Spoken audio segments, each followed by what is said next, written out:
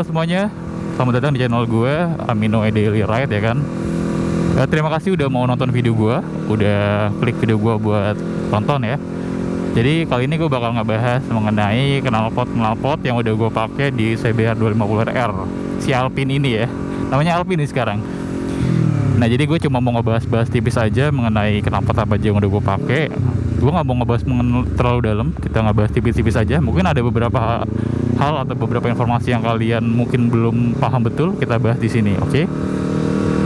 Nah jadi yang pertama sekali tuh gue dari knalpot gue yang standar ya, dari knalpot gue yang standar, terus gue ganti knalpot racing tuh pertama kali gue pakai Masterbit Evo 2 yang silver ya. Masterbit Evo 2 yang silver itu yang varian yang racing ya. Jadi bodinya tuh silver, end cap-nya tuh titanium ya. Pertama kali gue pakai itu disandingkan dengan header R9 yang titanium. Jadi silencernya ujungnya titanium, header titanium dari R9. Contohnya kayak gini nih di atas nih. Gua pernah pakai ini di awal-awal gua punya CBR ini ya. Jadi gua beli CBR ini second, terus gua pasang knalpotnya kurang lebih kayak gini jadinya nih, kayak di atas ini. Nah, gimana sih impresi pakai knalpot itu? Pakai knalpot Masterbit. Nah, jadi tuh karena gue beli knalpotnya itu second ya kan. Jadi yang berseliweran di marketplace Indonesia tuh kebanyakan secondnya. Ada juga yang baru, tapi lo harus beli dari Jepangnya langsung. Jadi di Indonesia tuh nggak ada distributor resminya buat knalpot Masterbit. Nah jadi gue beli itu second ya kan di Tokopedia. Sekarang sih banyak di marketplace Tokopedia, ada di Facebook, ada di Shopee juga ada. Gue beli second, gue settingin sama header dari R9 ya kan. Itu inline-nya si Masterbit itu kan 6 cm ya, kalau yang belum tahu ya. Jadi inline Masterbit itu 6 cm, sedangkan header yang buat R9 itu 5 cm, 5,1 cm lebih tepatnya ya. Nah jadi lu harus pakai adapter lagi untuk nyambungin dari header ke silencernya ya. Jadi header itu banyak kok dijual di marketplace, header ke 5 cm ke 6 cm itu ada.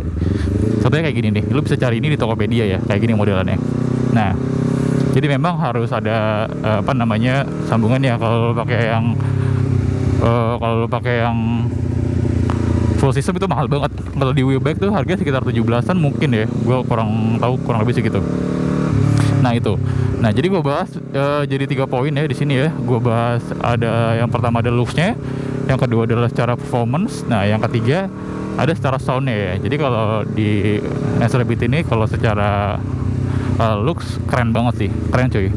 Walaupun gue beli second ya, walaupun Masterbitnya gue beli second nih, tapi looks itu emang keren banget. Bentuknya itu emang beda dari knalpot lain sih. Dia prisma ngotak-ngotaknya tuh keren banget. Terus dari bahan-bahan yang dipakai tuh aluminiumnya beda sama aluminium knalpot lokal. End cap karbonnya tuh kacau, keren banget. Jadi dia ada blue-nya, ada purple-nya, sama ada gold-nya. Jadi kalau lu lagi riding lama gitu ya, terus lu standarin motornya, maksud gue lu berhenti, lu standar, lu lihat dari samping, itu keren banget sih end cap-nya. End cap ujungnya tuh titanium blue sama gold tuh keren banget gradasinya. Itu alami bos dari titanium kan. Kalau titanium itu kalau panas kan jadi biru ya. Kalau setengah panas dia jadi agak ke gold gitu, keemasan gitu. Itu keren banget sih. Kalau secara look sih mantep banget itu Masterbit Evo yang kedua ya. Nah kalau secara performance, nah ini ya, karena gue belinya second, karena gue beli Masterbit ini second, jadi gue gak bisa komentar terlalu banyak mengenai performance ya. Tapi kalau yang gue rasain itu pasti nendang di RPM bawah, tengah, sama atasnya. Nah tapi ada tapinya nih, mungkin karena knalpotnya lubangnya itu gede banget. Jadi kan lubang inline 6 cm, lubang outnya itu yang keluarnya itu gede juga ternyata. Mungkin 6 cm itu lebih deh, 6,5 atau 7 cm mungkin ya, gue gak tahu, kurang lebih segitu. Nah jadi itu buat tarikan atasnya, tarikan atas ketika udah gue di limit atas itu udah agak loyo di situ, Di tarikan bawahnya enak, tarikan tengahnya enak, tapi kalau udah ke atas di mentok limit RPM-nya udah loyo, udah kayak nggak mau naik lagi. Bisa jadi karena gue belinya second, karena memang barangnya udah nggak well, udah nggak bagus kan, kalau udah pemakaian jangka panjang dan nggak diservis, nggak diganti, ya itu. Atau ada juga beberapa orang yang bilang dia nyaranin kalau knalpot Masterbit Evo itu kalau dipakai tuh buat emang spec competition. Karena kan yang silver kan dia race ya. Kalau yang blue kan dia buat harian. Yang race itu memang buat spec competition. Jadi kalau buat motor-motor standar kayak gue ya mungkin nggak begitu masuk kali, nggak utuh cocok kali ya, jadi disitulah. Nah kalau dari sisi sound ya, itu enak banget cuy, bulatnya, karena mungkin dia knalpotnya besar kan, knalpotnya tebel, gede, inline-nya gede 6 cm, jadi itu feel bassnya tuh berasa banget enak, bassnya enak banget.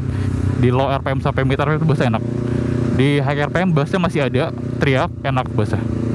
Tapi kendala itu satu, yang tadi performance gue bilang tuh, pas di RPM atas ya udah kayak kempos aja di atasnya gitu. Enak banget suaranya bulat, gede, ngebass gitu kan. Tapi kalau 6 cm tuh di idle lah enak banget cuy, ngebass aja, nggak terlalu besar suaranya. Enaknya di situ kalau knalpot 6 cm yang besar-besar ya. Nah, yang kedua tuh gue pakai knalpot Yoshimura. Knalpot Jepang juga, gue suka banget sama knalpot Jepang kan. Gue pakai Yoshimura R77 yang titanium, end cap-nya karbon kayak gini contohnya nih, R77. Sebenarnya memang knalpot ini gue beli baru ya, btw gue beli knalpot. Ini juga abang main handphone lagi, aduh. Oke, balik lagi. Jadi ini gue beli knalpot ini baru ya, gue beli knalpot Yoshimura R77 baru. Gue beli sama orang di marketplace gitu kan.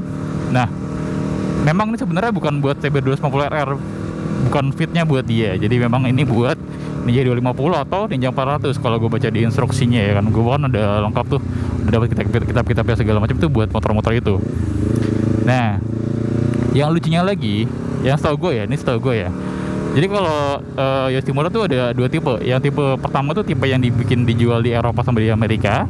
Yang kedua tuh tipe yang dijual di Jepang doang. Jadi kalau yang di Amerika setahu gue ya, itu dia jual dengan inline-nya tuh 5,5 cm. Kalau di Jepang itu dijual inline-nya sekitar 5 cm gitu kan. Nah gue beli yang inline-nya sekitar 5 cm. Dan ternyata kalau bengkok knalpotnya itu, kalau lu nggak pakai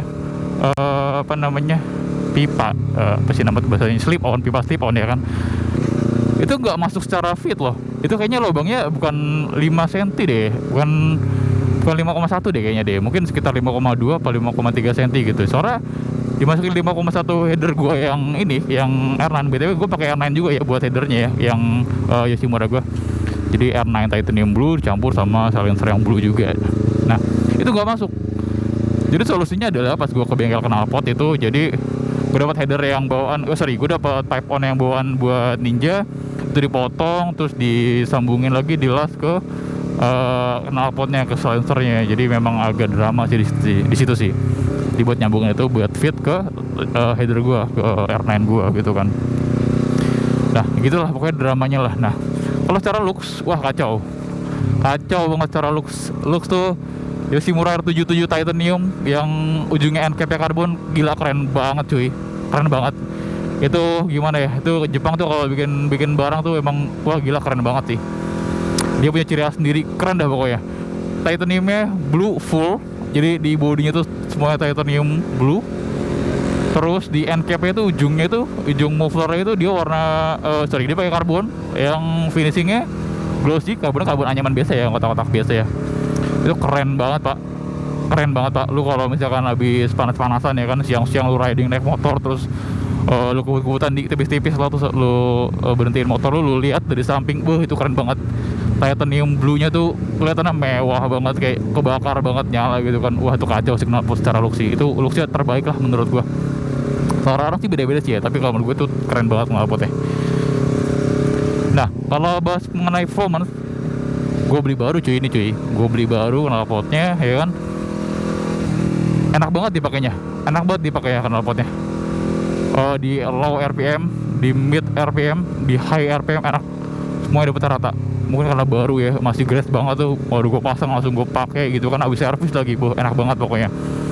Tarikan boy dapet, tarikan tengahnya nendang, tarikan atasnya so-so lah lumayan dapat juga. Nah tapi kendalanya kalau dipakai di motor gue, jadi di RPM di 7.000 ke 9.000 ya. Jadi misalkan lu gas dari bawah, ini dari RPM bawah mau ke atas di 7.000 sampai 9.000 tuh kayak ada semacam ngeden gitu lah ya. Jadi ngeden gitu loh. Gue berasa banget soalnya kalau gue ngebut gitu ya, ngebut kenceng gitu ya. Itu kalau di RPM sekitar 7.000 sampai 9.000 tuh kayak motor gue tuh tadinya body gue ke belakang gini kan, ketarik sama itu kan, power kan. Terus kok di RPM 7.000 9.000 tuh kayak agak nunduk lagi. kayak ada ngemposnya gitu, kayak ada nahannya di situ loh, gue nggak tahu kenapa. Tapi ketika udah di 10.000 itu langsung gacor sih, langsung teriak atas sih sore itu knalpotnya sih mantep. Nah itu kalau dari segi performance enak banget. Nah kalau dari segi suara ini termasuk ke knalpot yang suaranya adem. Mungkin ini memang bukan buat race, buat harian aja. Knalpotnya adem banget, knalpotnya enak. Mungkin karena inline-nya juga 5 cm, terus knalpotnya dibuatnya buat harian juga, adem enak knalpotnya. Ditambahin juga dia ada DB killernya, jadi suaranya adem. Nah itu. Nah yang knalpot ketiga yang gue pakai adalah ini, knalpot yang sekarang gue pakai, yang lu dengerin suaranya sekarang, yang gue udah pernah bikin pure soundnya juga di video gue sebelumnya. Itu knalpot dari WRX GP3 R3. Nah itu knalpot lokal cuy, knalpot lokal buatan Tangerang punya dia. Jadi gue beli knalpot itu via Tokopedia ya, online ya. Jadi knalpot WRX WR3 mulu, kacau. Nah jadi gue mau ngasih tahu di sini kalau knalpot WRX itu bedanya seri K sama seri R itu apa. Jadi kalau seri K itu buat harian biasanya cuy. Kalau seri K itu bisa buat harian. Terus saringannya tuh full di body. Contohnya kayak gini nih, lu bisa lihat di sini. Nah sedangkan kalau yang seri R itu biasanya memang buat competition atau buat race gitu ya. Jadi tuh saringan setengah kayak gini nih contohnya nih. Kalau mau lihat nih, saringan setengah kayak gini, kurang lebih kayak gini. Nah di sini gue pakai yang R3.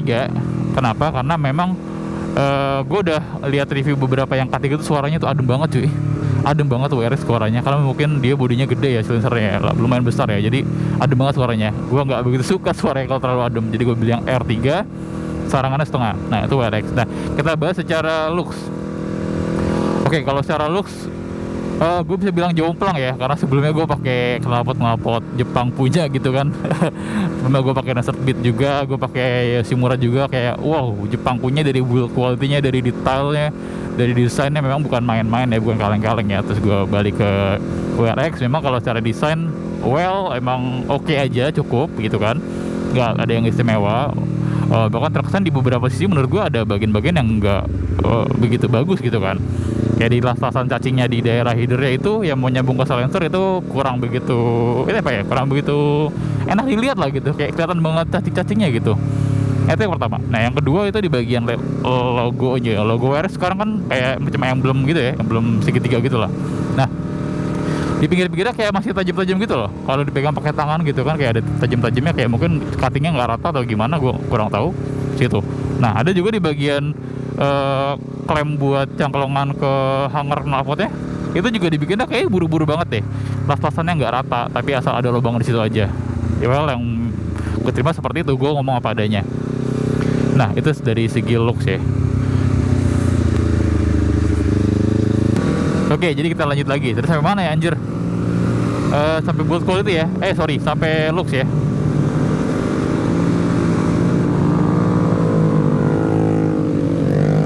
Aduh, bocil. Oke, jadi kita lanjut lagi ya. Tadi baru kita bahas sampai looksnya ya. Oke, looksnya kurang lebih kayak gitu. Jadi kalau untuk performance ya kan nih, kita bahas secara performance itu berbanding terbalik parah sama build quality sama dia punya looksnya. Performance-nya tuh kacau, enak banget dipakainya. Gue pakai yang R3 tuh pas banget buat gue. RPM low, RPM medium ya, sampai high itu semuanya dapat. Yang paling gacor, yang paling gue rasain adalah di RPM atasnya. Di RPM high-nya, ketika gue tarik throttle itu ya, ngebut ya, gue tarik throttle abis gitu kan, gue full sampai limit, itu kacau banget tenaganya. Kayak serasa nggak ada limit ya, lu kayak jalan terus kayak masih ada terus tenaganya, kayak ngisi tuh sampai atas gitu. Itu parahnya sih, enak banget sih itu. Dan ternyata bawahnya pun nggak seburuk itu. RPM bawahnya pun masih enak, masih lumayan enak, sampai mid juga masih lumayan enak. Tapi atas itu gacor banget, parah lah secara performance. Memang kata orang bener sih, don't judge book by its cover. Jangan lu lihat dari bodinya doang, tapi ternyata performance-nya tuh kacau, enak banget. Mungkin ini itu ya strategi WRX kali ya, dia nggak bikin knalpot yang secara looks itu bagus, indah gitu kan, tapi memang secara performance dia gacor banget sih WRX sih. Emang salut lah buat tim-tim WRX ya, buat knalpot kayak gini emang enak banget knalpotnya. Nah, yang ketiga kita bahas mengenai soundnya. Karena ini memang seri R3, seri racingnya, pasti suaranya berisik. Gue demen yang suaranya berisik kayak gini, suaranya berisik. Di lu pas idle nyariin aja udah ketahuan suaranya berisik sih, karena inline-nya gede 6 cm juga nih BTW. Inline 6 cm jadi gede banget suaranya. Suaranya gede, suaranya berisik. Di medium sampai di di low sampai di medium RPM itu lu masih ngerasa ada bass dikit ya. Masih ada bass tipis-tipis bass lah. Lu kayak lu dengerin aja di snapshot gue sekarang. Nah ketika udah sampai dari medium ke high RPM itu lu nggak bakal dengerin namanya bass lah gitu. Cuma ada teriakan knalpot yang pang, kacau. Wah gila, keren suaranya, enak. Di atas itu cempreng buat suaranya gitu. Apalagi dia starangan setengah ya.